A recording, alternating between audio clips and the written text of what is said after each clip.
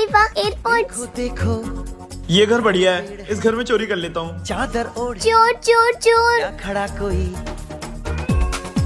लगता है मैं इस एयरपोर्ट से किसी की भी मन की आवाज सुन सकती हूँ। देखो देखो आज तो खुशी से मिलने जाऊंगा। कितनी प्यारी लग रही है इस फोटो में।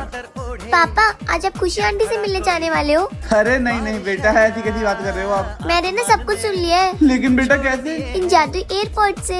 इससे ना सबके मन की आवाज सुनाई देती है। बेटा प्लीज मम्मा को मत बताना कुछ। हाँ तो मुझे PS5 ला के दीजिए। ठीक है बेटा, ले आऊंगा।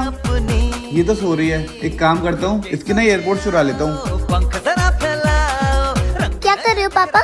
कुछ नहीं बेटा। बेटा कुछ सुनाई नहीं दे रहा मुझे। क्या हो गया, चिल्ला क्यों रहे हो? अरे हमारी बच्ची की आवाज चली गई। तो इसमें हंसने वाली कौन सी बात है? अच्छा हाँ यार, हमारी बच्ची की आवाज चली गई। डॉक्टर चलो चलो।